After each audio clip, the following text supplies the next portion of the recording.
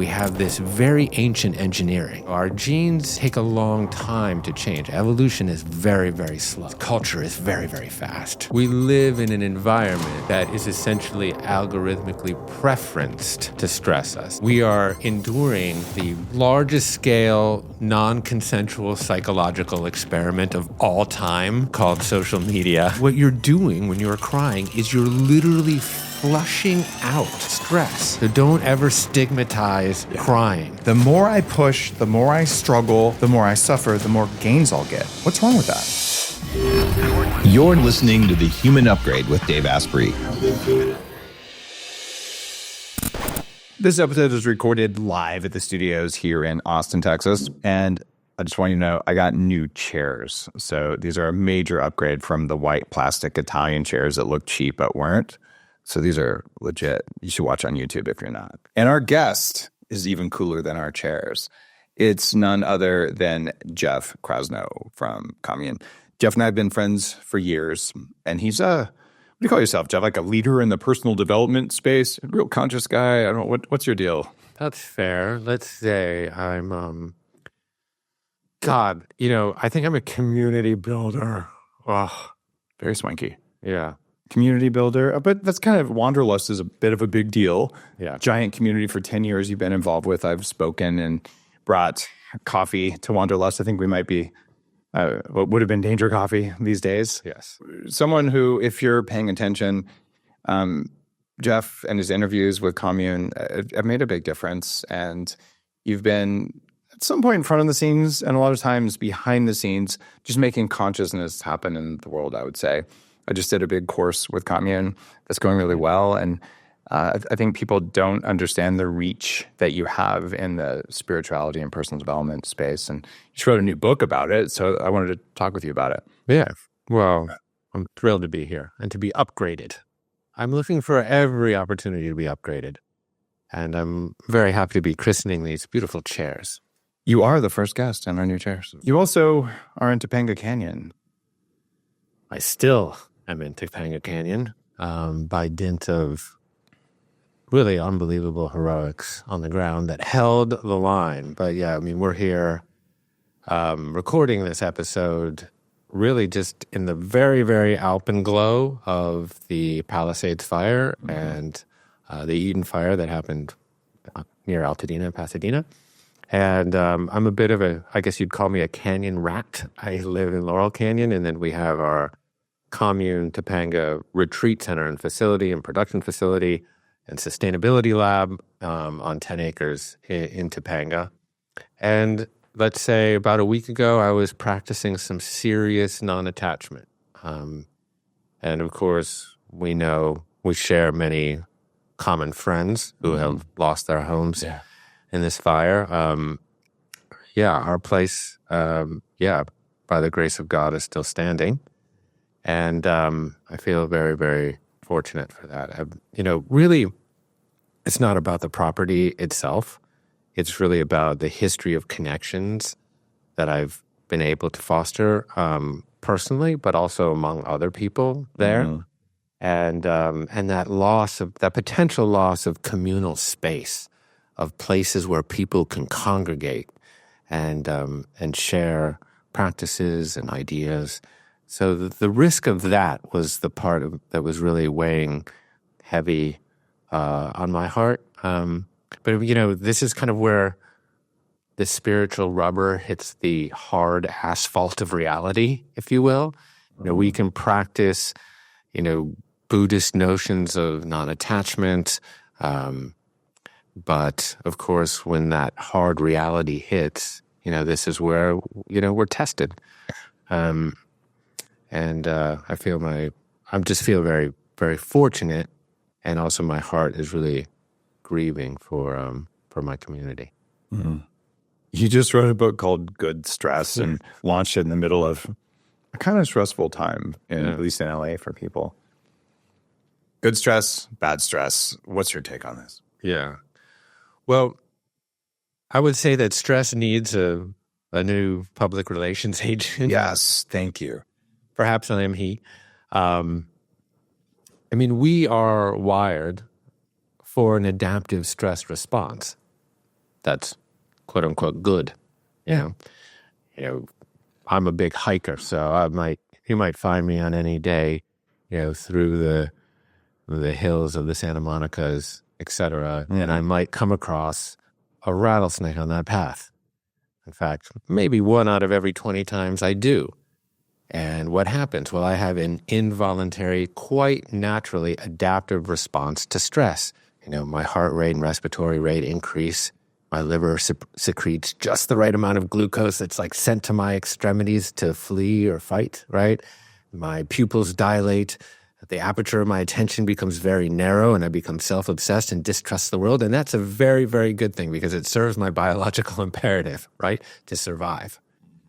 And then what happens?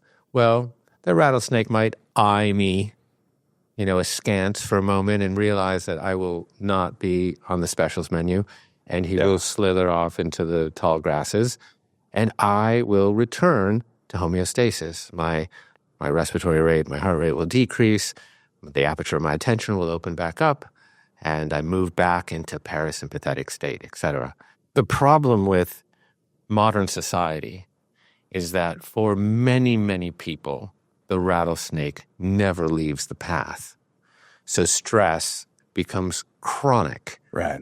And when stress becomes chronic, there are a panoply of very, very detrimental downstream impacts, right? So we often associate it with the release of the adrenal hormone cortisol, right? And cortisol can be, again, adaptive in the right moments.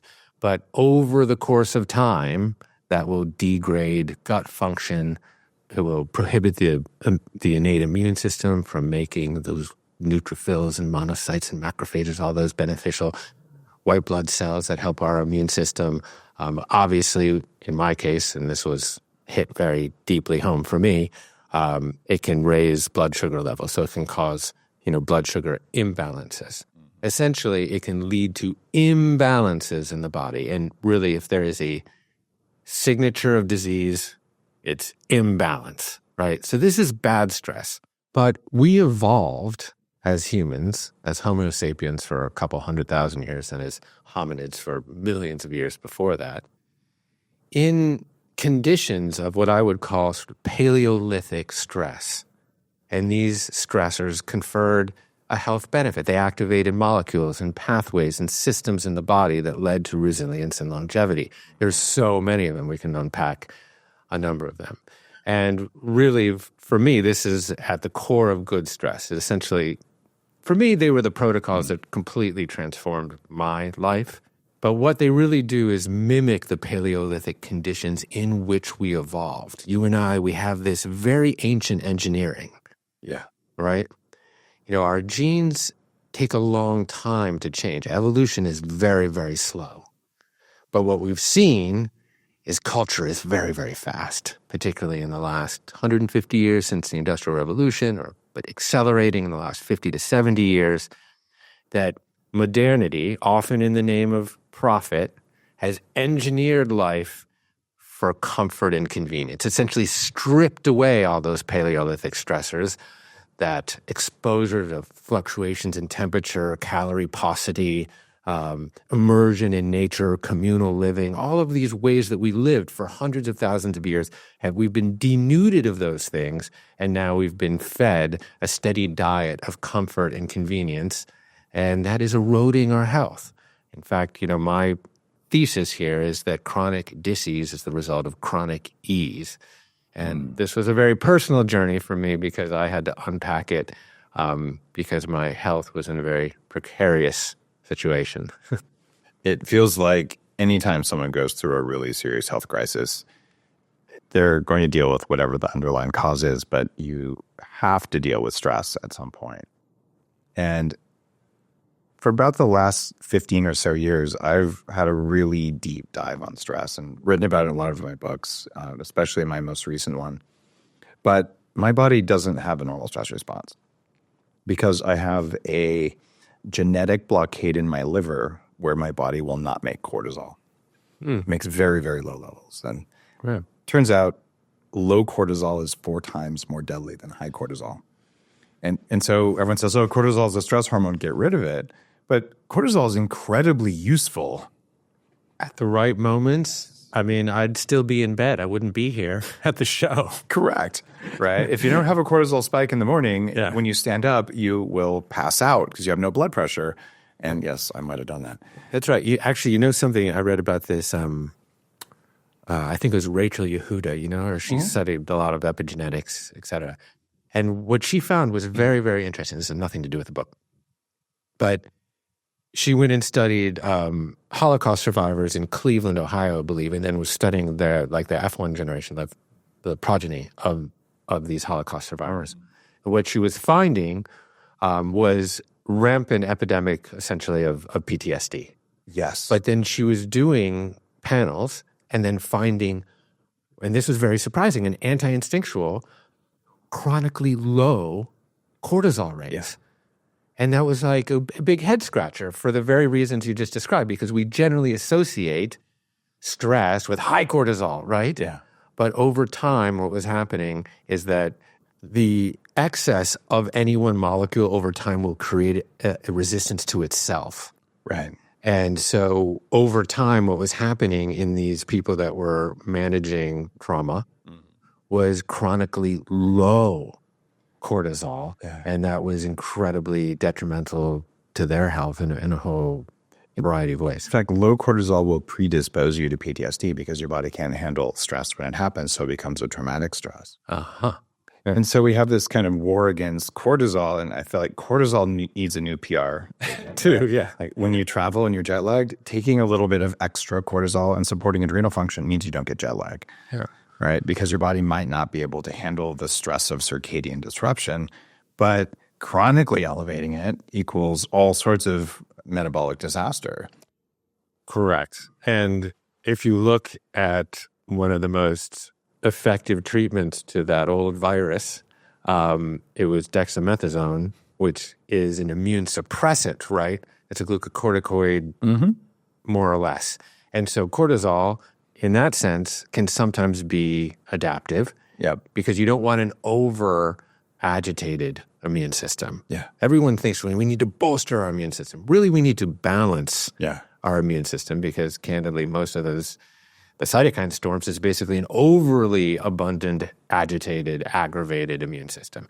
So cortisol, it's all about, like I said before, the signature of disease is imbalance. I mean, if that's true and you're going to buy that, then I would say the signature of ease or health or well-being is balance.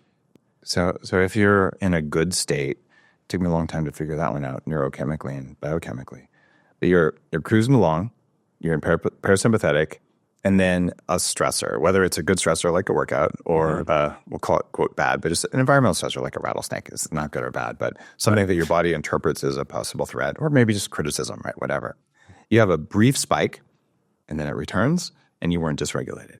Right. And that's the holy grail. What percentage of people do you think manage stress that way? Very few. Very few. Very few. Of course, we live in an environment that is essentially algorithmically preferenced to stress us, to tickle the human negativity bias, the perception of threat. So, of course, while I very much am a proselytizer for emotional regulation techniques, and we can talk about some of them, I also understand why people are walking around triggered, because we are enduring what I might call the largest scale, non-consensual psychological experiment of all time called social media and 24-hour news and everything that knows that it is in their benefit to essentially trigger you, to make you outraged and angry such that they can then, of course, serve up more content and bake in more advertising. And that is the advertiser-driven revenue model of modern media. And this is the world in which we live. I mean, I just was like in the middle of these fires, but 99% of my experience of them was actually staring into my phone. Even though I was evacuated twice, I only saw the flames once from a distance with my own eyes. So my whole reality of them was my perception of them filtered through news media or social media. And so, of course, I'm going to be on edge. And this is obviously a very intense example, but I don't know. We're getting served up things that are hyperbolically sensationalist all the time. And then the question is, how will we manage that? With all the work you've done on yourself, when you look at social media, do you still get triggered? I mean, I won't lie and say that I just wear like a suit of armor at all times. Mm-hmm. But I am a stoic, right? So the best way to disarm an insult is to be unaffected by it, right? Mm-hmm. Be like the rock, Aurelius said, with the crazy, wild, tumultuous ocean, swirling around you. Mm-hmm. So there was a point in my life, because I was a perpetual people pleaser, that insult or any kind of trigger on social media would really, really send me for a loop. I mean, I won't lie. I'll say I've spent nights up brooding over clever rejoinders, holding that ember of resentment, waiting. I'm going to wake up and throw it, and of course, who's getting burned all that time? It's you. It's you. So eventually, through a whole variety of different techniques, I became a much, much more proficient emotional regulator, which all that really means is that I'm better at moving myself back to center. Mm-hmm. It doesn't mean that I'm completely unaffected by something, but just like the rattlesnake and you come back to homeostasis, I'm like a weeble wobble. Remember those? Yeah. Right? A weeble wobble, but I won't fall down. Right. And this is really the key, I think, to mindset, is that refining that ability to always be able to move back to the middle, equipoise. I remember this is back in the early days of biohacking. I invited Tim Ferriss onto the show before he had a podcast and asked him how he dealt with the stuff on social media. And it was really good advice. And he said, Dave, watch the clip from Ratatouille, the old movie about critics.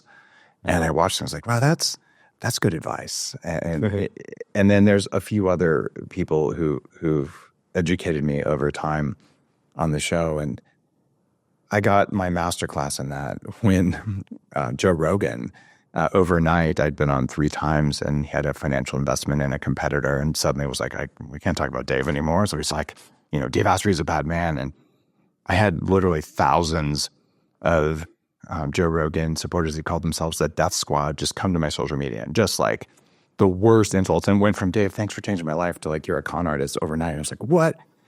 That really dysregulated me. I had to go in and do like heavy duty forgiveness work and with neurofeedback. And I just realized the people who are critics online like that, they were all just bullied.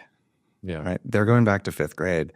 So I'm like, I'll just delete that. And someone else said, you always win because they take a long time making the insults. And if you just ban, delete, like you can relax. But what I've done now, and I want your feedback on this. Mm-hmm. So I realized we're back in 5th grade and I can just point out that's what we're doing. So what I do now most often on social media is I just respond with, that's not what your mom said. and they just get livid. I'm like, guys, if we're going to play the 5th grade game, like let's play. But I'm not doing it out of anger. I'm doing it out of humor. Because like curiosity and humor now. So I don't get triggered at all. But I'm just like, I know the game. Yeah, I think that is an interesting approach. You essentially pop the balloon of outrage through humor. And humor is incredibly useful in that regard. I mean, I think about it this way, during the virus time, I became sort of amateur everything, including amateur citizen microbiologist. So, of course, I learned how you build your physiological immune system. Well, of course, you have this adaptive immune system that's kind of this floating brain inside your body. And it's on alert for outsiders, so pathogens, viruses, bacteria, etc., right? And then when it encounters one, it says, we better spin up some proteins as part of the defense mechanism. And it spins up a bunch of different proteins until it finds that like, ding, ding, ding, ding, ding. Oh, there's the match. And then we call that an antibody. And the antibody essentially neuters the antigen on the virus, bacteria, et cetera. And over time, if we ever then encounter that virus or bacteria again, the amazing thing is that these B cells have this memory such that they have the built-in defenses for that virus. So I started to think about that as I began to understand more about the physiological immune system. And I said, I think this has some applicability to the psychological immune system. It does. Where the right exposure, and this is not to like exonerate abuse or neglect or racism or forms of like just odious behavior, right? But some degree of exposure to insult, you build your psychological immune system. And I had a front row seat to doing that during 2020. And by the end of 2020, for various reasons, and we can go in that direction if we want, I basically became quasi-untriggerable through that process. In your book, Good Stress, you talk about experiencing discomfort as something that's important. Was experiencing discomfort a part of becoming untriggerable? 100%. I mean, it's no fun to be insulted. So very quickly, at the beginning, as we kind of anchored into port lockdown in March 2020, my more than capable business partner, Jake, encouraged me to start writing a weekly newsletter. Mm-hmm. We had a pretty big distribution list. I had like 1.2 million people. So, I didn't take it lightly, but I signed on naively to write 1,500, 2,000 words every Sunday because during that time there was a tremendous amount of uncertainty, a lot of fear, and if I could just deploy these little missives of hope or buoys of, enlightenment or spirituality, then I felt like, okay, people will feel less alone. And I started doing the kind of rigorous analyses of different issues and things like that. Of course, then about 4 weeks in, I was like, what did I agree with? This is a lot of work. Yeah. But fortunately for me, and somewhat unfortunately for the rest of the world, 2020 provided a lot of compost, a lot of fodder about which to write. So I was tackling, obviously, COVID, but the national reckoning around social justice in the wake of the George Floyd murder, but then like the election and QAnon and like all of these very incendiary issues. I was writing 2,000 words on them every week and deploying them out and connecting my personal email to the bottom of those missives. And then Monday morning, I'd wake up and it would be like the deluge of opprobrium, cresting the bow of my inbox. And many of the emails are actually very kind and encouraging. But, you get this too, a one little turn of phrase or something is bound to offend or insult people. And they, didn't bat an eye at letting me know. So I would just get hundreds of emails of like, you libtard or you conspiracy theorist, or I was both sides, Hey, I love it. The like critics in the same post, like they'll take both sides. Yeah. So which am I? Right. It's like whatever the enemy for them is what you are. But totally. Am I a conspiracist or a shill for Pfizer? Somehow it was both at the same time. So I wrote this one article in August 2020.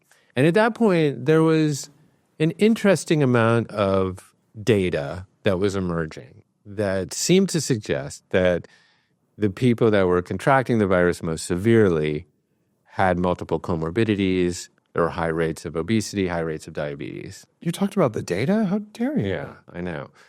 But, so I wrote an article about that, as rigorously researched as I possibly could. Yeah. But there was also a contemporaneous body positivity movement happening at the same time. And so many people felt very... You mean obesity normalization movement? That one? You can dub it any way you want. One of my love languages is putting words in other people's mouth, so they're always helping. I mean, the thing is, I grew up a very, very chubby kid. Me too. Yeah. And so I thought that might shield me in some ways because I've written about that publicly quite a bit. Yeah. But anyways, whatever. People were offended. And because my audience is mostly female, it was mostly women were offended by this particular article, that it was really not obviously just trying to point out not any of the cultural or beauty dimensions of obesity, simply the health dimensions of obesity in relation to this particular virus. You said that if you're fat, your chances of dying from all-cause mortality go up. Okay. Oh my gosh. Yes, in so many words. So, anyways, I got probably 200 emails there that week, and some of them there was nothing to do with him. They were just like, fuck off, unsubscribe, dick, or whatever. Those are the more. For those, I usually say, this is not a train station. You don't have to announce your departure. It's true. I was like, okay. But there were some that were very heartfelt and thoughtful. I respond to those. Do you? So I took it personally to respond to all of them. Yeah. And after like 3 or 4 volleys, between on email, I pulled what I call my David Copperfield act, which I would ask these people, would they like to join me on a Zoom? Wow. Yeah. Individually or in a group? Individually. Okay. And I say it's David Copperfield because I made most of them disappear. Because they wouldn't do it. Yeah. Just like poof. But 26 people took me up on it. And so I had 26 hour-long Zoom calls. Wow. Over the course of August and September 2020 with people that didn't agree with me. Mm-hmm. And this was like a very cathartic experience where I grew a tremendous amount from this experience. It was really a personal growth exercise. You learn a lot from being curious. Yeah. Yeah. And being open to recrimination and insult and, leaning in. I mean, I interviewed these guys on my podcast, the Gracie brothers. Their grandfather basically invented Brazilian Jiu-Jitsu. Yeah. And they gave me this lesson about Jiu-Jitsu.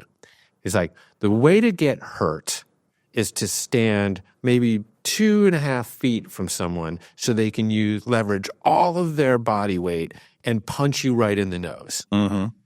The way to avoid getting hurt is to run away or to lean in so close and essentially hug the person, and all they can do is like patter on your back. Right. They can't hurt you when you're that close. So I opted for the latter. I was going to get in really, really close. And, at that juncture, I didn't have any training in nonviolent communication. Subsequently, I did go get some. Yeah. But what I learned was having stressful conversations can yield unbelievable benefits. What did you learn?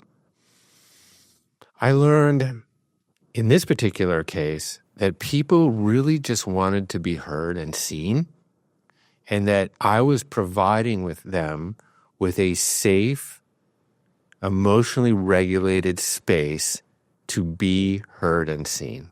Mm-hmm. And candidly, most of the conversations that I had over that time period, we never talked about the initial issue that had put us at loggerheads. They just wanted to be heard and seen. And I learned all these techniques. I learned listen to understand and not to respond. That was a big one. Yeah.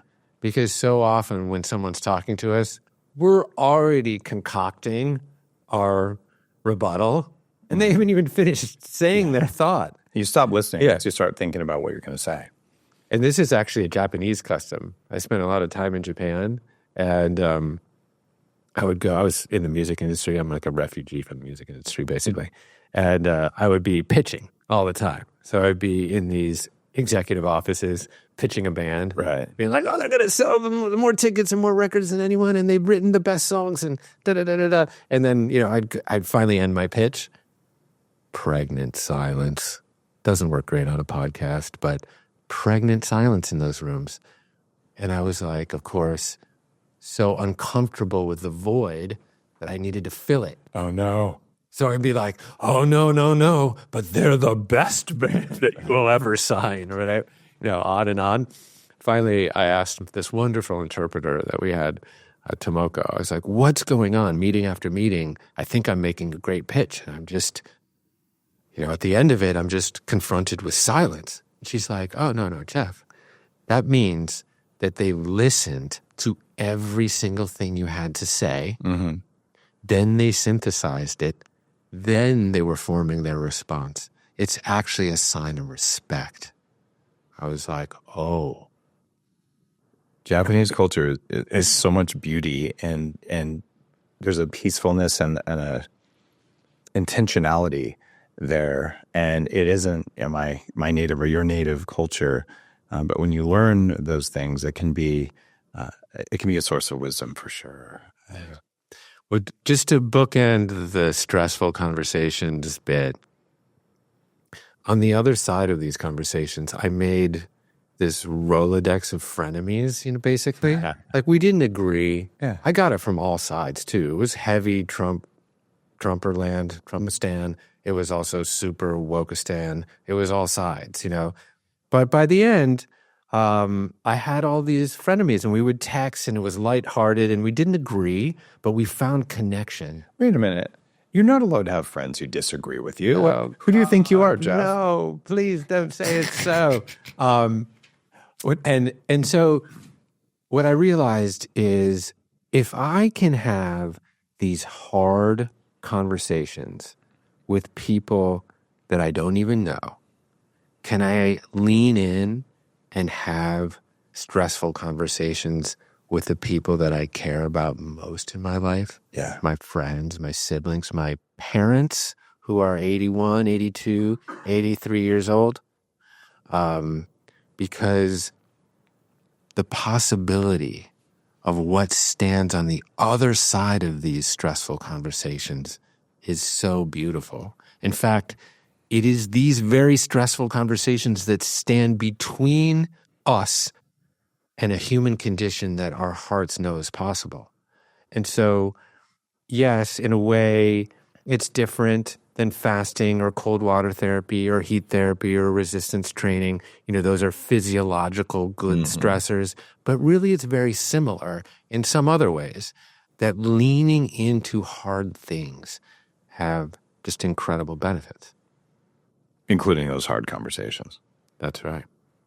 I've been a huge fan of cold therapy. I've been teaching people how to do it for 15 years now. And it's a part of what we do at Upgrade Labs. In my new book that comes out in a couple months called Heavily Meditated, I found out about a neurochemical benefit of doing hard, uncomfortable things that I think hasn't really been talked about as much. But you hit on some of this in your book as well. I call it bicep. And it's not this bicep, by the way. There's an excuse like, look that. Boom. Got to show off the guns, right? Yeah. It stands for brief, intentional, conscious exposure to pain, not stress. And studies show that doing that for 1 minute to 3 minutes a day has an entirely different effect on dopamine signaling and dopamine sensitivity versus, say, the physiological effects of cold therapy or heat therapy or intense exercise. Is there a difference between good stress and pain? Well, I would say that good stress really does sit on the shoulders of the dosage. There you go. Like the dose makes the poison, right? Pain, I think you want to get right on the edge of it, but I'm not sure I would ever encourage anyone to go out and experience pain, per not se. Self-harm. Yeah. Like getting in an ice bath. Right. It hurts. It hurts. Especially if you make it a little bit colder. Yeah, so today I was in 44 degrees. That's kind of the... We have 41 in the backyard. Okay, well, that's sort of right at the bottom edge of what my tolerance is, but that's kind of right where you want to be. Right. Is right on the edge of the saber. And cold is is very subjective in that way, right? Because you can accrue the benefits as long as it just feels subjectively cold, right? So it's different for men and women too. Women usually don't need as much of a colder temperature as men to get the benefits. Okay. I mean, yes, I've also read about the dopamine impacts, and it, as I understand it, they are over a protracted period of time. So you're going to get dopamine production over maybe 48 hours, even post-session. Is that right? Well, there's a dopamine production, but it's more sensitivity. The sensitivity, yeah. And when you choose to do the thing that hurts, it could be eating a really spicy pepper.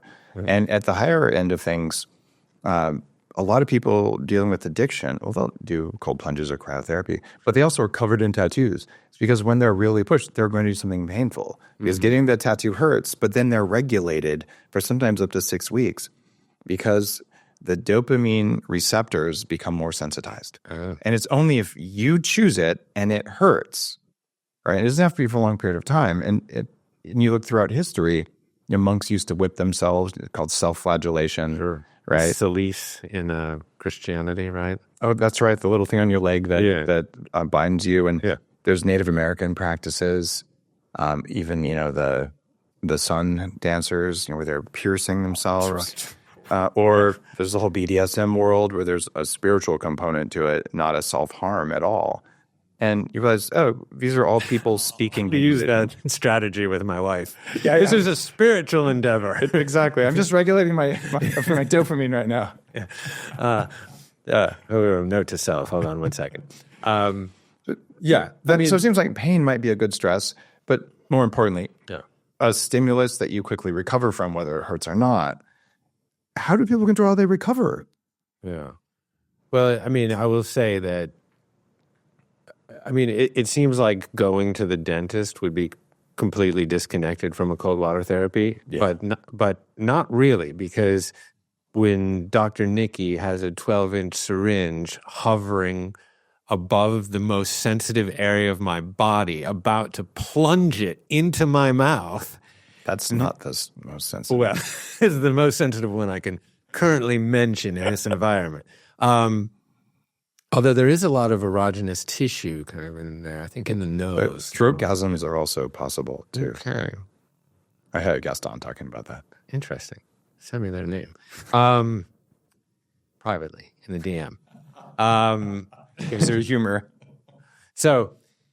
But you look at what's happening in the nervous system when dear Dr. Nikki, wonderful dentist, is putting me through this experience, right? This very, very similar phenomena as getting into a cold plunge, right? Yeah. Epinephrine coursing through my veins. My God, I want to fight or fly. But of course I can't because I'm in this bloody chair and I can't get out. So what do I have at my disposal? I have conscious top-down pressure to apply onto involuntary bottom-up response. Mm-hmm. And the more I can train myself to leverage breath, sure, or my neo-mammalian brain, my prefrontal cortex, my locus of reason and rationality, to tame the wild tiger of my nervous system, then that can be so protean in life, because you can apply it to traffic,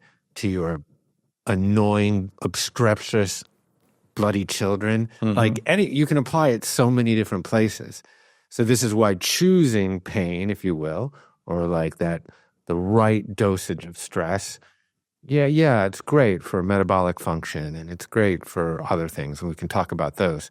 But I think really where it has its most potent benefits is in mindset. It does when you choose it and you learn how to receive it without struggle, without even suffering. Yeah. I got in a debate once with a Navy SEAL doctor on stage at an old paleo conference, and a question from the audience: What do you struggle with? And other people answered, and I said, I can tell you, I don't believe in struggle. I said, what do you mean? And I think it was triggering for the Navy SEAL. Sometimes you just got to struggle. Yeah. I said, no, I'm happy to work until I fail. Right? And every amount of struggling that I do represents wasted effort. So it's possible to apply every ounce of energy to picking up a weight or to doing what I'm going to do and to fail. But along the way, if I'm like, all this, that's actually just wasted energy. So for me, the most beautiful and the thing I'm seeking for is to just to tunnel all effort, every electron into the action and to be at peace with whether I succeed or I don't succeed. Okay. Yes, you just want the BAP. Yeah. You want the reality of the BAP, the doing of the thing without the attachment to it. So Yes. So in Buddhism, there's this notion of the Brahma Vihara, which is these 4 attributes to transcendence, I would call it. One of them is upekkha. So we generally translate that as equanimity, right? That is the goal. But I think humans tend to misunderstand equanimity and often conflate it with sort of like a limp, conciliatory approach to life. That's the opposite of equanimity. No. As I have grown to understand it, is actually bringing your full self to the present moment. Yeah. Passionate, full self to it without the attachment to result. There you go. It perfectly stated. And the image of equanimity, when I'm teaching this, it's the monk who meditates in the middle of a storm. And nothing on earth can take them out of their state. And if something did, they would be non-reactive and just return to their state as much as they could, where they're going, oh, woe is me, I'm going to struggle, I'm going to suffer. Yeah. And so people have learned, though, the more I push, the more I struggle, the more I suffer, the more gains I'll get. What's wrong with that? Well, I think we do have this notion of like, what doesn't kill me makes me stronger, right? Yeah. So Nietzsche or Kelly Clarkson, depending on your cultural anchoring. But and we most, like, the most obvious place to witness that is in like muscle hypertrophy, for example. So you overload a muscle until it fails, like you said. You'll work till it fails. And then what happens? Well, you tear the microfibers in there, and then the body, what does it do? It has an adaptive response to that stressor, and it, activates structural proteins, actin, myosin, and these things built on top of these branched chain amino acids, et cetera. And you give the thing enough rest, and what happens? It grows back bigger. Yeah. And so there is that idea, but does that have to involve a tremendous amount of struggle? No, it doesn't. It doesn't. In fact, if you overdo that training, you can do what I did. You could tear both shoulders, which hurts. You can also create muscle spasms that won't let go with something called pseudohypoxia, where the local system in the body, which has its own dumb little intelligence, goes, I'm not safe. And then you start getting a muscle that just keeps firing and firing to make sure you don't go through that much damage again. And you have to do PT on it. Right. And you realize what doesn't kill me makes me stronger, except for overtraining or gunshots. Yeah. Because, the gunshot didn't kill me. It sure didn't make me stronger. And auto accidents and mercury. So that especially as a man, like, I grew up with that. And I'm fully capable of pushing myself way beyond injury. I've had 3 knee surgeries, and all of us are capable of that. And I realized I was doing it in the gym. Yeah. I'm 23 years old. I'm 300 pounds. I'm like, the gym will set me free. And I worked out 90 minutes a day religiously, 6 days a week. Yeah. And I did this for 18 months. And it turns out I wasn't doing good stress, like your book says. I was never recovering. And so how would you advise someone to know how much stress is good stress, and when does it flip over to being too much stress? Yeah, it's a good question. I think this is when it moves from the empirical to the intuitive. Oh. So I'm very into bridging the medical and the mystical, sort of the hard empiricism of the West with sort of the intuitive wisdom of the East. So you want to put like Andrew Huberman and Joe Dispenza in a blender. Yeah. Right, or like, sure. Andrew Huberman and Alan Watts. There you go. So I think by dint of your own experience, if you have interoception, you will know, like, for example, let's just say you go skiing. I'm not a big skier, candidly, but I spent a lot of time in alpine environments because of wanderlust. Right. And so I never was very susceptible to the high altitudes. Yeah. But some people are, and they have a degree of hypoxia, And what does the body do in response to a degree of hypoxia? It produces this little protein called EPO that makes more red blood cells, which are essentially just couriers, more couriers for oxygen, because there's less oxygen out there because the partial pressure of oxygen is lower at higher altitudes. The air is less dense, so the body has an adaptive response to it. Your mitochondria become more efficient. Ta-da, like amazing, right? And that is essentially the current with which you need to swim. You need to swim with the current of your body, of your organism's miraculous adaptive mechanisms. So but obviously, too much hypoxia, what happens? Well, you kind of die, right? And it doesn't take that long. So this is the thing. I mean, the same logic could be applied to thermoregulation. Hypothermia ain't great. Hyperthermia, not great either.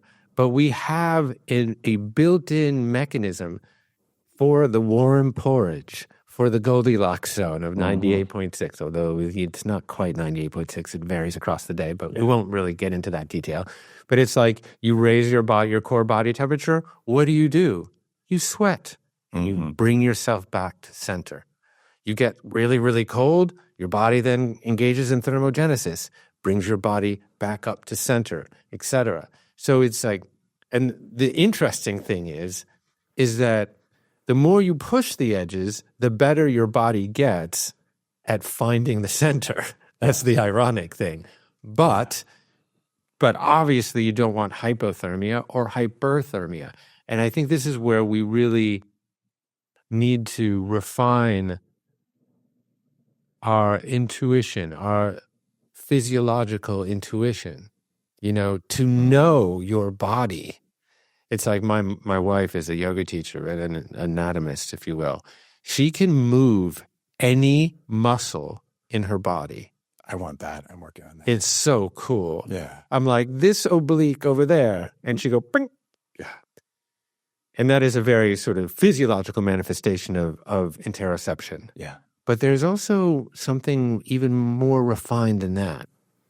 There is a place where you will even know your own levels of inflammation. Yeah. I'm there. You're there. But you're I don't have all the movements down, but I got a lot. Yeah. But you're a highly refined human. You've probably heard me talk about how important it is to get 1 gram per pound of high quality protein every day. Problem is, not all protein is created equal, and you have to get high quality protein that your body can actually use. And protein powders make it much easier to get the amount of protein you actually need. Problem is, most protein powders have high levels of lead, pesticides, and a bunch of other stuff you don't want. And that's why I trust the PW1 whey protein powder from Puri. Their entire brand is built around the idea of testing everything with full transparency, so you know it's pure because they show you the data. Every batch of Puri PW1 is third-party tested against more than 200 contaminants, and it's Clean Label Project certified. Every product has a QR code, so you can scan it and view your specific batch's test results. PW1 is free from hormones, GMOs, pesticides, soy, gluten, and it delivers 21 grams of protein per serving. My personal flavor is bourbon vanilla. You can easily add it to your smoothie for extra high quality protein. Right now, because you listen to the show, you can get 20% off the already discounted subscriptions. You'll get almost a third off the price. Go to puri.com/Dave and use the promo code Dave. That's PUORI.com/Dave. Most cookware and appliances contain toxic forever chemicals. That's why at my home, I use cookware from Our Place.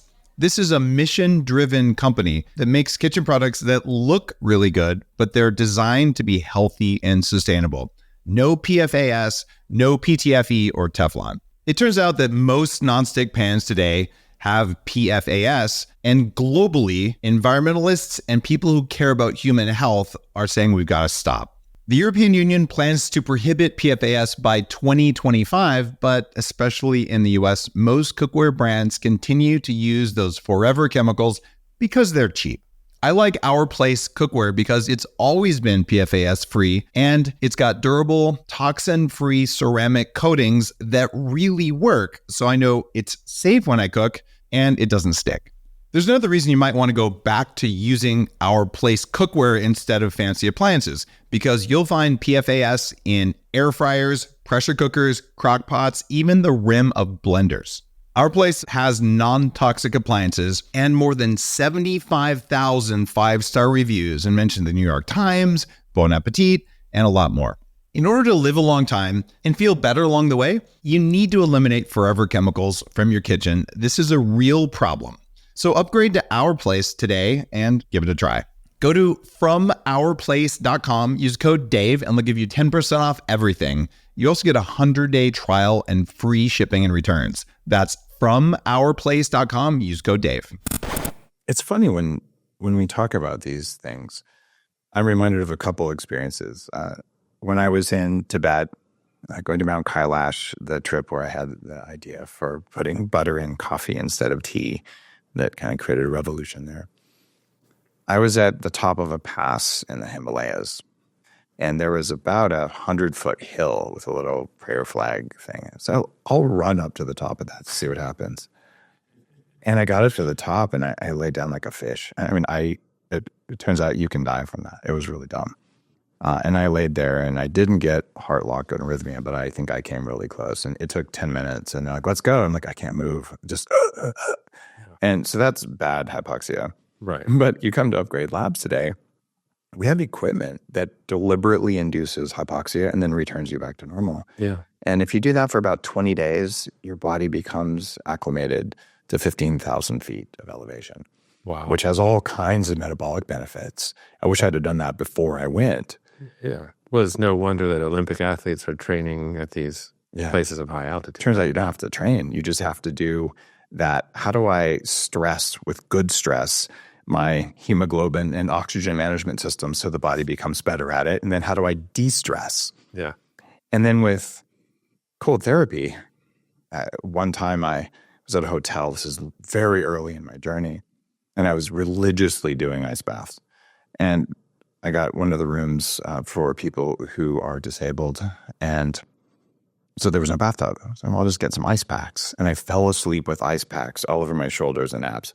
An hour and a half later, I wake up, and it's actually relaxing to be nice when you're used to it. I got first-degree ice burns over about 20% of my body. And I had the worst inflammation and pain for 6 weeks. Another time, I have this habit of getting on Instagram Live when I'm doing a cold plunge and answering questions. Well, normally I'm 41 degrees. This was in a hotel, and there's ice floating. So this water's 33 degrees.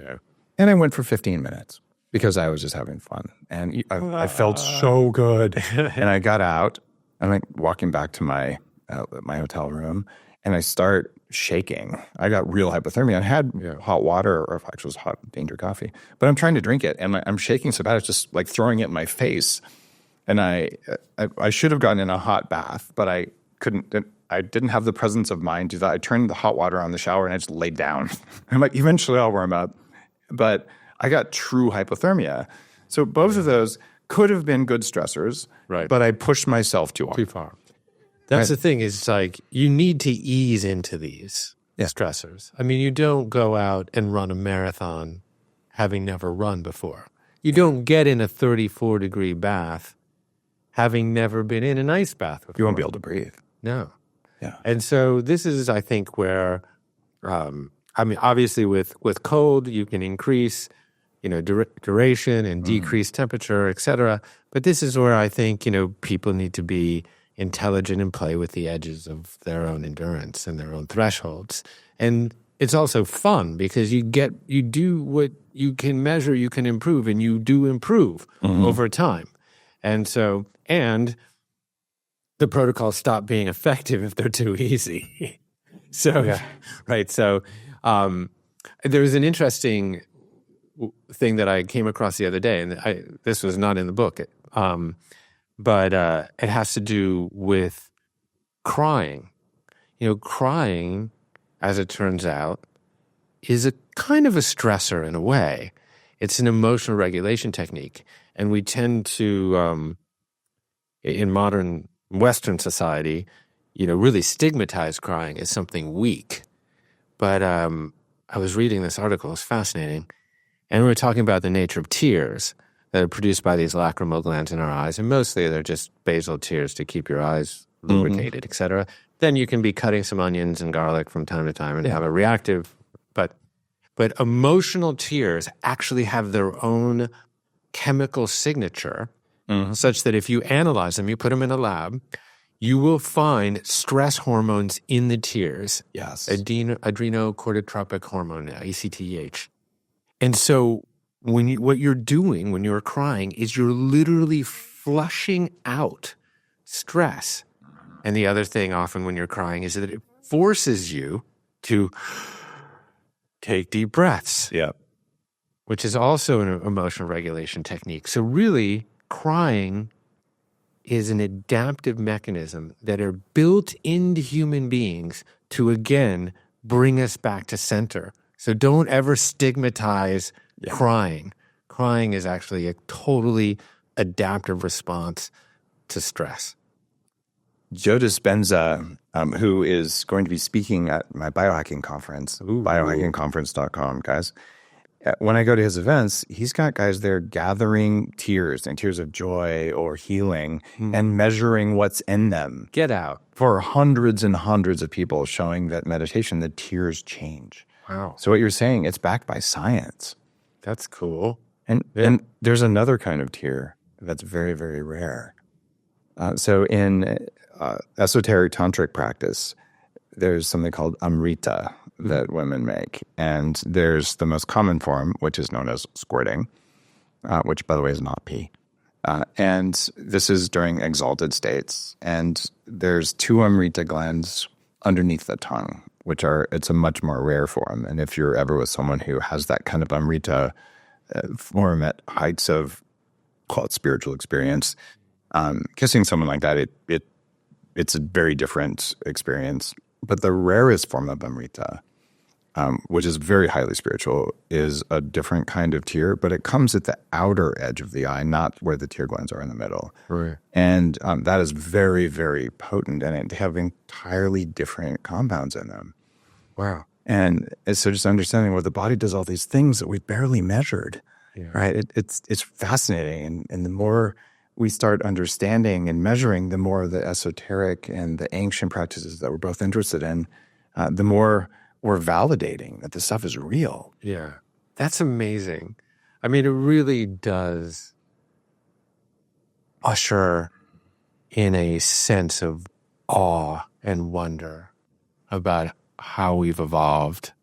I mean, to think that we produce these chemicals in these tears as a product of, well, yes, millions of years of hominid evolution, but that this is a product of some supernova explosion 8 billion years ago, right? Yeah. That under this unfathomable pressure and temperature, this iron core star somewhere in the universe exploded and vomited its elemental guts throughout the universe. And then some 4 billion years ago, a hydrogen cloud and all these atoms came together that were essentially forged in the crucible of that 8 billion year old supernova to create our little solar system and our little rock called Earth, and lend itself then to prokaryotes and single-celled organisms, and then, whatever, some archaea tried to engulf some bacteria, and all of a sudden, like a mitochondria was formed, and those started to allow for multicellular life, and one atom self-assembled with another, and then here we are as a product of that cosmological experiment, now at the cusp of being able to analyze what's in our tears. I mean, it is truly quite awesome to be alive. It is mind-boggling. You think about all that, and it feels like everything's so big, and we're only here for a brief period of time. Yeah. I have a question for you that's not about good stress. Sure. What do you want your legacy to be? Curious. You're a wise human being. What would you say? I mean, you can think of this, I suppose, in some ways as like what's chiseled out on your gravestone or something. And, we often see our legacy through the eyes of our children. So I have 3 daughters, and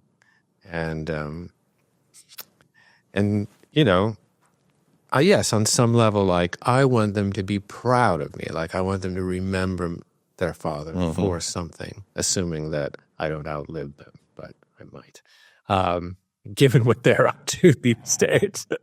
And when I look at my own life and I try to be honest, what I see is a common thread that kind of my Achilles heel, my greatest weakness, became my greatest superpower over time. That my people-pleasing desire to fit in as a young, chubby kid getting moved peripatetically around the world, kind of to a new school and a new language with a new clique, whatever. That sort of fat worm that I was, squirming into new social situations, doing anything, compromising any authentic component of myself in order to fit in, to belong. That was my greatest weakness.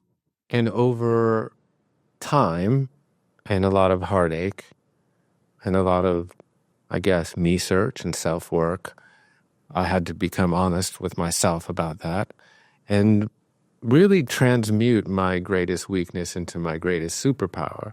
And if I look back at my life, what I've done, is to create sort of the world's largest series of events around wellness.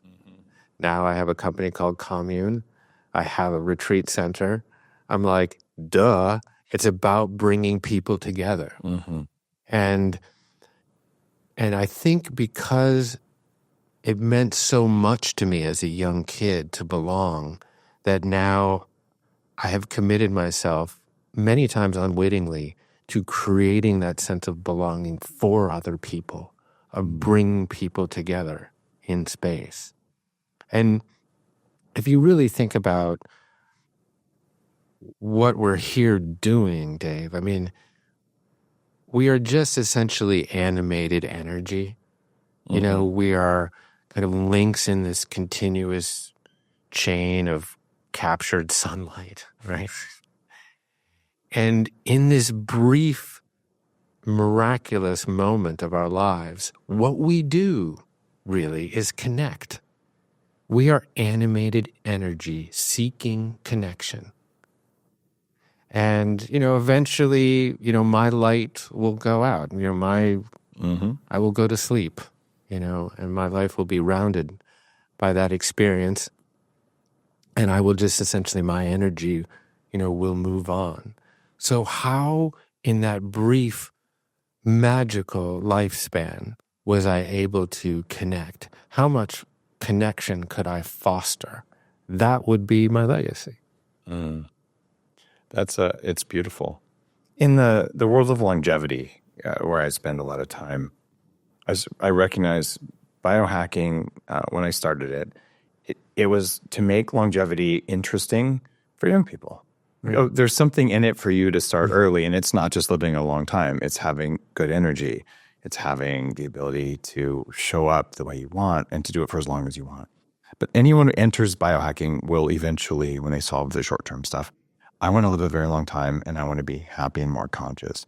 Yeah. So all my efforts around consciousness and longevity, ultimately. And it feels like there's a role for good stress in longevity, where you've got to be able to know that you're getting enough good stress so you can live a long time, and you're not getting enough bad stress because then you won't live a long time. But then people worry. It's like ortho-stressorexia, if I just made it right. Like, what if I'm not doing my stress management right? What's your advice for people about that interoception, that inner feeling of stress. So what does it feel like intuitively when you know you've hit the end of good stress and you're going over into overstress? I think it comes down to our experience of ease in our lives. Mm-hmm. And I think we're fooled about what ease often is. I mean, certainly delightful from time to time to curl up in a warm, temperature-regulated room with a pint of Chubby Hubby and binge some Netflix, right? Mm-hmm. That sounds like a life of ease. But not really. It's not really the ease. That's not really the ease that we seek. It's a life of suffering and short-term pleasure, right? That's right. And I mean, we can taste real ease, and it's cloaked, ironically, in stress sometimes. So like if you went to the regular old grocery store and you bought like an ethylene gas tomato and you brought it back here, you would never do that. But and taste that, really taste it, what there is to taste, and compare that to the taste of the tomato that you grew through a lot of inconvenience, right? You had to cultivate that soil, you had to plant the seed, you had to prune the plant just right, etc. You had to water it in the right proportions. You had to murder the tomato worms. Oh, those worms. Uh-oh. Ow. Sorry, vegans. Right. Don't trust nature. It comes up as pests.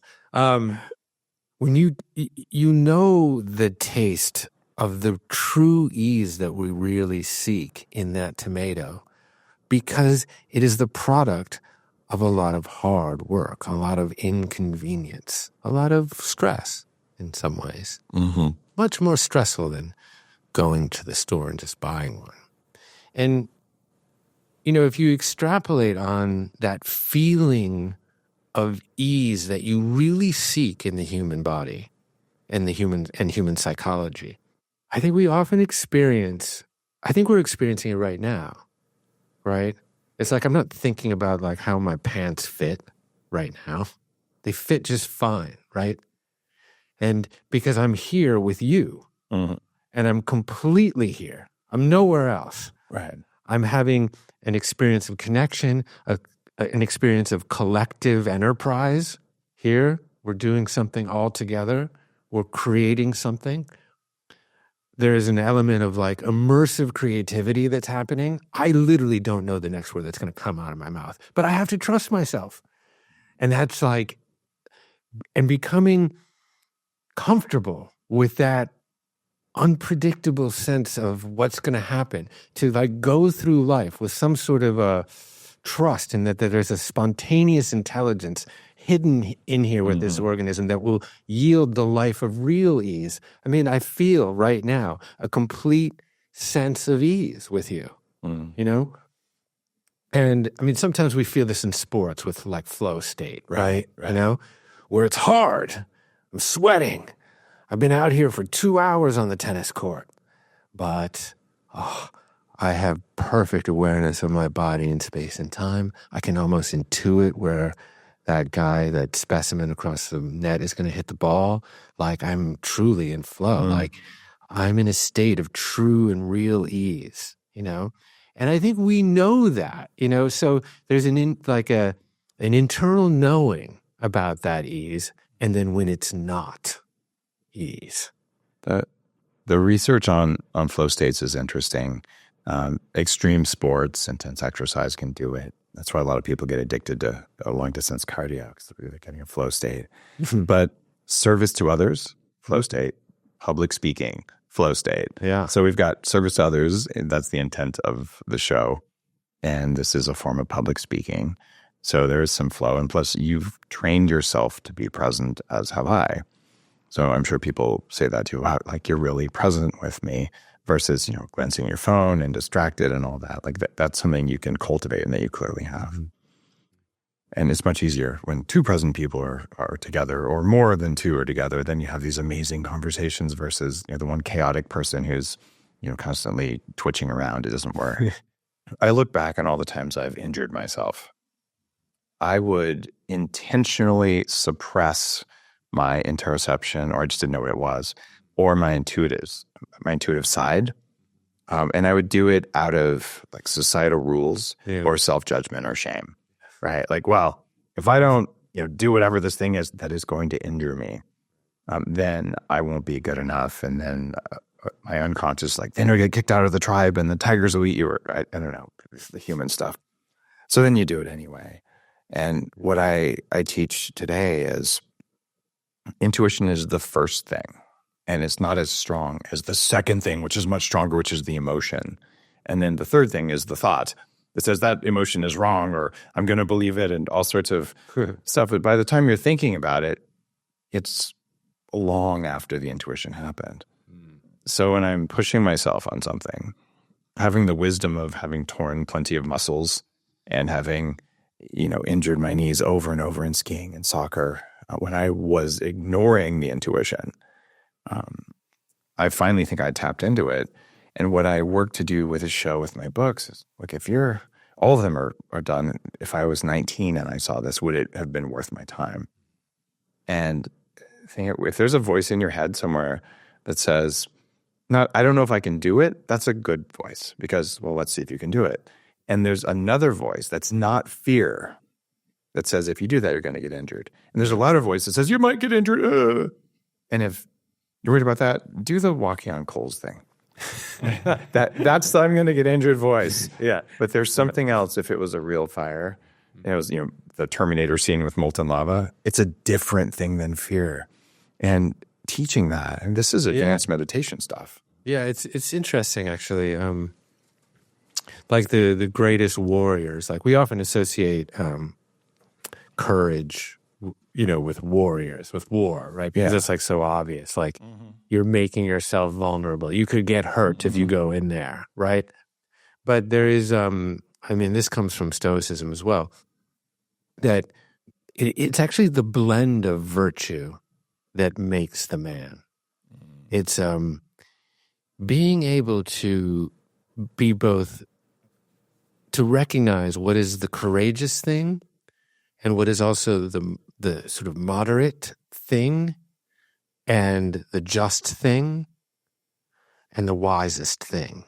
And it is like solving that Rubik's Cube that can be a wonderful guide, for the way you live your life.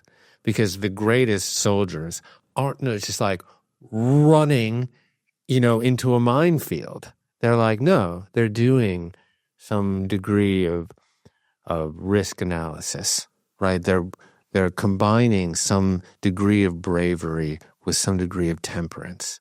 And it's like, it's in the same way that the strongest individual has a degree of suppleness to them. It's like there is always a little bit of yin in the yang and a little bit of yang in the yin. Right? It's like if you look at like the boughs of a willow tree, for example, right? Very strong, but yet very supple, that under like a heavy snow, those boughs will bend a bit and the snow will slough off. Versus like a tree, like an oak that has very like stiff boughs, that underneath that weight, boy, there's more probability that the boughs will just snap. Right. So it's that tenuous, delicate balance. The same is true for flexibility. Flexibility requires a degree of strength too. Oh yeah. If you're flexible without strength, that's called injuring your ligaments. Right. Totally. Yeah, you don't want that. Yeah. There's all these forms of stretching where, it's very reliant on strength, like holding your leg, up in the air with that, not against some sort of resistance, for example. So, like dancers do. My daughter, or dancers. Advanced martial arts. If you're going to kick really high, that's not just flexibility; it's muscle and flexibility, right? Correct. You mentioned Stoicism several times, and Ryan Holiday is also speaking at the Biohacking Conference in May. Good for you. That's great. Guys, May 28th, biohackingconference.com. And I remember I read one of his books with my son during the pandemic. We'd get in the sunlight and infrared sauna, and we'd sit there and sweat. And of course, he was probably 12 at the time, sit there sweating, it's uncomfortable. And we'd read this in one page. It was the Daily Stoic. We would read through that. Yeah. And it was, I think, really valuable. It was father-son bonding time and just important lessons. And where I ended up is Stoics will receive so much stress that they'll break. Because like you're going to be Stoic until it's beyond your ability to withstand it. So you could take the world's best Stoic. So I've got a candle burning here. Just hold your hand over it, and they're like, and then pretty soon they're, okay, I'm not going to show it. Not show it. And then it takes a while to recover. And it's also possible to move your hand over the candle and not be burned, right? Very good. Yeah. And there's something between the willow and the oak in equanimity or resilience or even enlightenment, which is another word for equanimity in the East. It comes from trusting the inner intuition. Mm-hmm. But if our societal programming, our belief systems, or our trauma teaches us that discomfort equals death, then we become weak.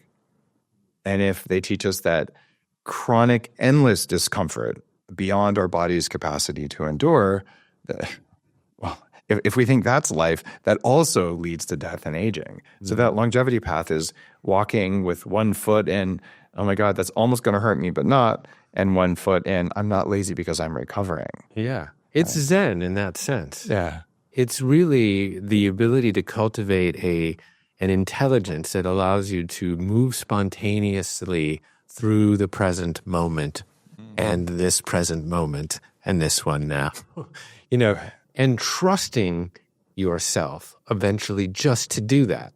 And it's very funny, like we're taught in the West to distrust nature. Right. Right? Because it shows up, in the best case scenario, it just shows up as weeds and pests, right? But of course, we distrust nature because it's out to kill us. Right. Like, so we spent thousands of years killing all the megafauna of the world, the giant wombats and these 4,000-pound bears and all these wonderful creatures. Just want to say. No problem. And then Louis Pasteur came along and said, oh, no, it's not the big megafauna that are going to kill you. It's these little things that you can't see. So then we spent the last 150 years killing off all the tiny things, right? Because nature, it's out to get us. And particularly the nature inside of you is out to get you. That is also known as human nature. And it's bad. Right. It's sinful, right? It's dirty microbes. It's dirty. And it's prone to indulgences and vice and sex and drug taking and alcohol consumption or whatever. And so we've created this dichotomy in the West and in Abrahamic traditions kind of, between the soul, which is eternal, right? And that's the thing that we must cultivate. And we must sublimate the corporeal body that is made of dust, and to dust it will return because it's no good. And so I think we need to reframe our relationship with nature, including human nature, right? And trust it because it will let you down, right? It will let you down. Nature is an immaculate designer, but makes mistakes in its execution. We do have mutations. We have single nucleotide polymorphisms that predispose us to certain diseases, sometimes definitively. I've got some of those, like that stress one. Yeah. Yeah. But what are we going to do? Not trust nature? I mean... Yeah. A very old friend used to say, nature is a harsh mistress. Yeah. Right? Good. You got to listen to nature. Yeah. But if you ignore nature, you probably will never connect your inner nature as well. Right. That's right. I mean, the spiritual traditions of the East, if anything, they teach you to swim with her current, right? And this is what I love about kind of bridging mysticism and medicine, is that there's wonderful empiricism to human physiology. It's fascinating to study, mTOR and AMPK and glucagon and insulin and excitatory neurotransmitters and inhibitory neurotransmitters and the balancing act, the teeter-totter that exists between all of these counterposing molecules and pathways. I love studying that stuff. I love it. And yet, There is the middle way. There is the madhyamaka of the body. That if we align with her current, that all of that empirical knowledge will find its delicate, tenuous balance. We will find that balance between anabolic mTOR and sort of restorative autophagy activated AMPK, right? We'll find that balance between the right amount of GABA that allows us to be relaxed and calm and go to sleep, and that right amount of glutamate that allows us to be alert and here and going for it. We'll find that right balance between cortisol to get sleepyhead out of bed and melatonin to get enough restorative sleep. This is always, I think, the key to really holistic well-being is to both understand the mechanism and then swim with the current of our adaptive, essentially of the foundational intelligence of the cosmos, of which you are it. You are the entire intelligence of the universe as it's existed forever, experiencing itself here and now in the organism of Dave. Isn't that amazing? It's pretty mind-boggling. Yeah. It really is. And we just got to get with it. We just got to get with it. Get with nature. My grandfather co-invented the process for making plutonium, the one we still use today. Wow. And he was also a scoutmaster. So he spent huge amounts of time in the mountains in New Mexico leading young people in nature. He was a master gardener. And he told me, he said, oh yeah, I had the idea for that in a dream. And I never got a chance to ask him because I didn't have this level of knowledge, but I don't think he would have been able to do that if he hadn't spent the time in nature, right? Like there's some deep connectedness that seems to happen. Yeah. Well, there's space. Someone really smart said wisdom comes in the spaces. And we know that. Like, how often, is there a thought? Well, probably never happens with you because your mind is so facile. But with me, like I'll forget someone's name, for example. Yeah, that happens to me. Yeah. But I know what their name isn't. Like, oh, you remember that guy? Oh, was his name Tom? No, it wasn't Tom. Yep. Yeah. Was it Fred? No, it wasn't Fred either. Oh, maybe Jake. No, it wasn't Jake. Like, I can't quite shine the spotlight of my conscious attention on it, but I know what it isn't, right? And then I say, oh, fuck it, whatever. And then you go out for a walk in nature, and then, it's Bob. Right, of course. There's one case where it won't work. I've learned over time.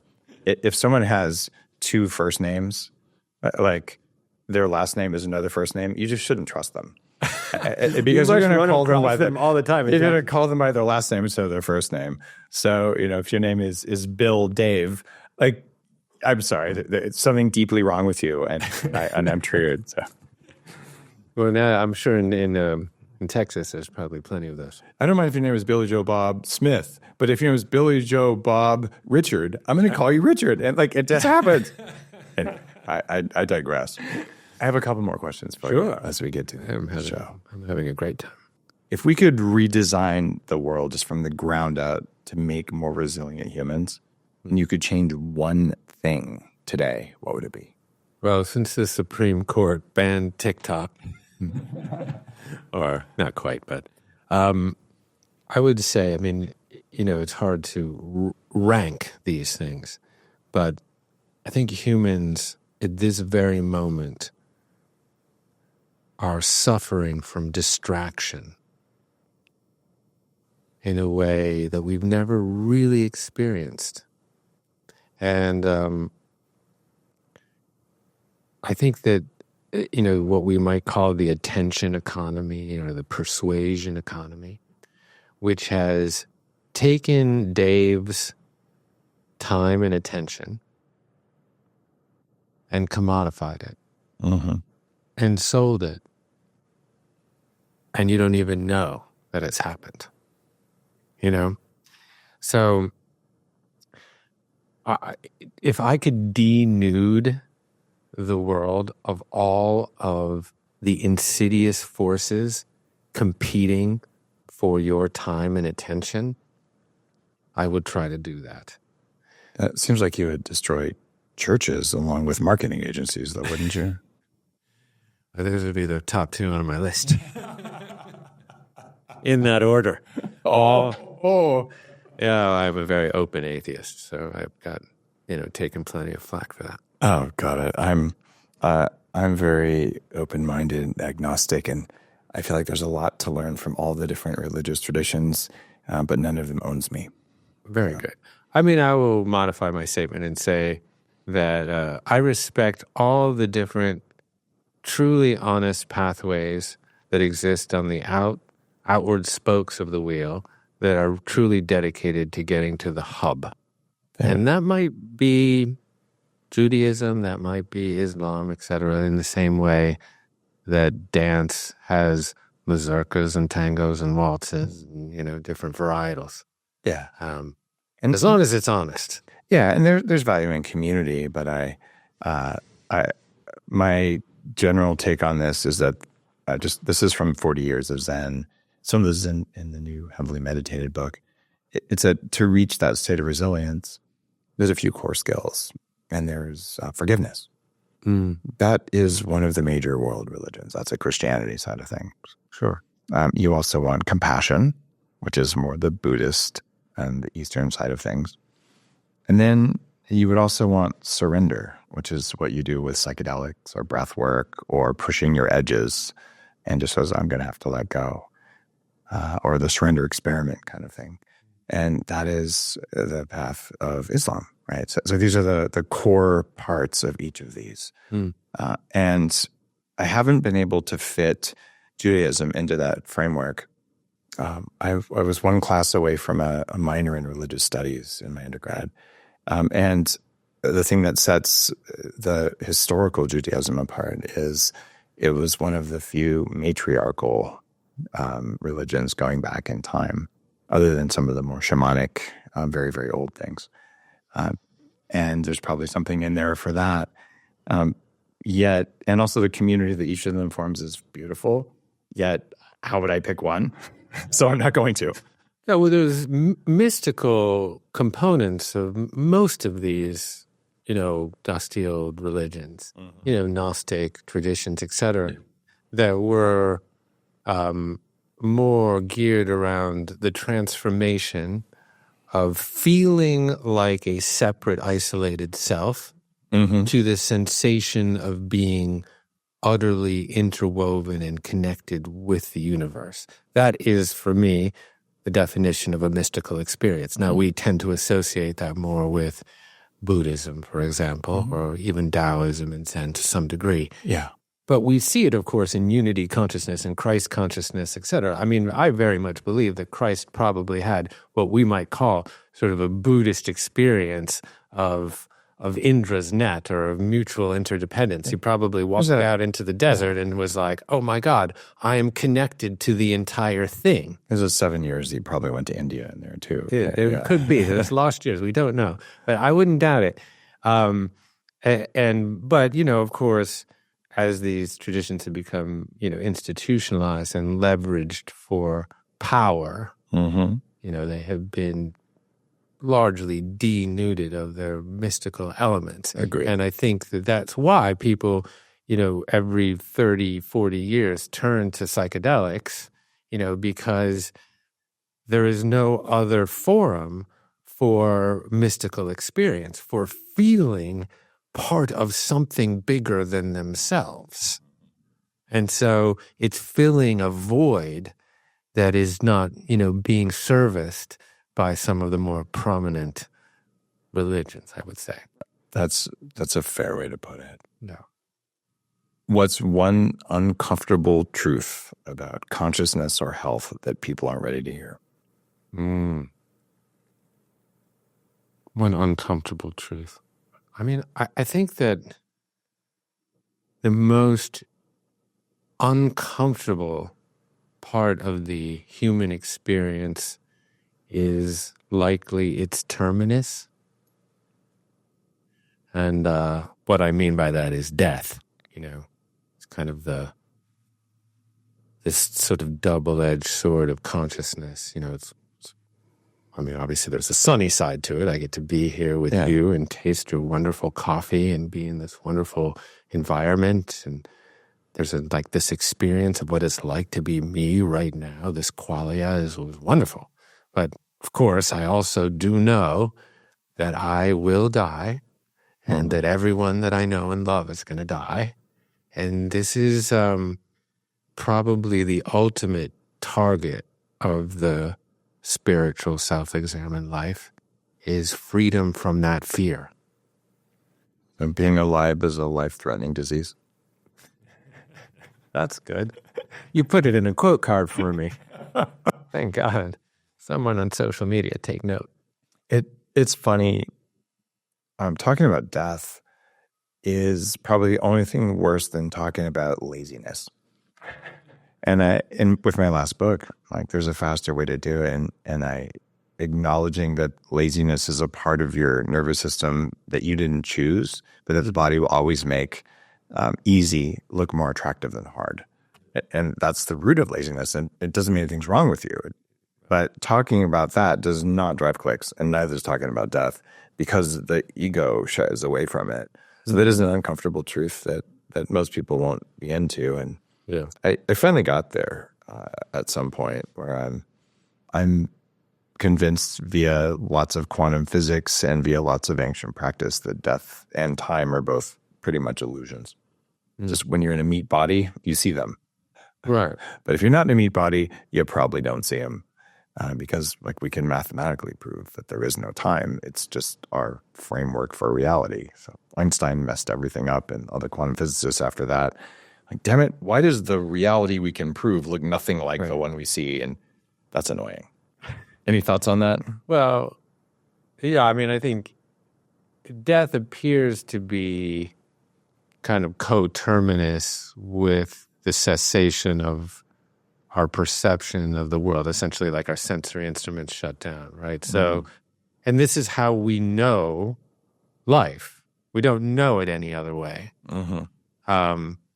But, we were all dead once, I suppose you could say, right? And was it that bad? Probably not. Either we didn't know, or we knew and it wasn't that bad. Oh, we knew and it wasn't that bad. So, I think that the first step on this journey of getting comfortable with the discomfort of death, if you will, happens cognitively. It's like forgiveness. It's easier to forgive in the head than the heart. In fact, oftentimes forgiveness starts in the head and migrates to the heart. If you're lucky. If you're lucky. And if you really have forgiven from the heart, then you're there, man. You can measure the electrical changes in your brain when you forgive from the heart, but you cannot measure them when you forgive from the head. Yeah. That's at the very core of 40 years of Zen. It's forgiveness. Cool. So I think the same is true for getting comfortable with, the discomfort of death. It can start cognitively. Yeah. This is where it has taken hold for me, where, I am a form, I am animated. Now I'm a process here. I'm very much candidly like a flame. In fact, I use oxygen and a carbon substrate like a flame does, right, to produce energy, water vapor, and carbon dioxide. I'm basically exactly a flame. Right. If you look at slow burning. Burning. And that's really what it comes down to. How brightly will I shine? How brightly will I burn right now? That's kind of like the only question there is in life. Will I be it's like an out of control raging fire like we just saw? Or will I be just a flicker? Or will I be this kind of steady, regulated flame, with periods of fluctuation, So, but this is, I think, can I really feel comfortable with death? Can I feel that way? That's trickier than cognitively getting your head around it because, I have 3 daughters. So I read to them voluminously as they were young and growing up. All sorts of books, Island of the Blue Dolphins and Chronicles of Narnia and Witch of Blackbird Pond, all the classics. Lots of fairy tales, right? And there was always like a scullery maid that got like 3 wishes or something like that, And, my kids, like, this was, of course, when my bedtime was later than theirs. Now it's flipped. They would never go to sleep, and finally they would be like, Daddy, if you had one wish, like, what would it be? I'm like, oh God, I wish I could go to sleep right now. You let me out of here. But then I would be like, so I thought about that question because they would ask me that all the time. And then, one night, Micah, my littlest one, I said, I think I've come up with my wish. She said, what's your wish, Daddy? He said, I wish a long time from now, your mother and I will take a hike up into our mountain cabin and we'll celebrate 100 years together. That would be in the year 2088. So we've made it 36 thus far, so it's not unfathomable. So you should believe in us, Micah, that we'll do that. I'll be 118, and your mother will be 119. She's an older woman. I've always liked older women, but whatever. We'll talk about that later. And, I'll make just this wonderful salmon and lemon-zested spinach or some sort of wonderful meal and cork that old bottle of Chateau Margaux that's been sitting in the basement for 50 years. And we'll sip little thimbles of it, and we'll make a kind of languid sort of love. And in the middle of the night, the mitochondria, I lost her at mitochondria, but I went for it anyways, that the mitochondria and my cardiac cells and my neurons and the mitochondria in your mother's cardiac cells and neurons will produce one last plume of carbon dioxide out of their energy production chimneys, and we'll die on the same day. That's my wish, Micah. And because she was maybe 5 or 6, closer to God, if you will, she didn't find it the least bit morose or morbid. She totally understood what I was saying. Wow. And in that moment where she, sort of emotional thing about it actually, where she would hold me, that's this brief glimpse, the only brief glimpse maybe that I've ever had, that death is nothing to fear, that it's absolutely okay. And I really felt it, truly felt it in that moment. But that's just a glimpse. I'm not there all the time. I'm there up here in my head. Yeah, certainly I'm happy to be, wrapped in sort of a tamale compostable burial shroud and taken out into some field and planted like an acorn, and the mycelium can come up and, eat me up, and I'll decay, and all that carbon and nitrogen and yummy oxygen and phosphorus and selenium and everything that I've extracted from the world, I can courteously pay it back. That's a wonderful and polite thing to do.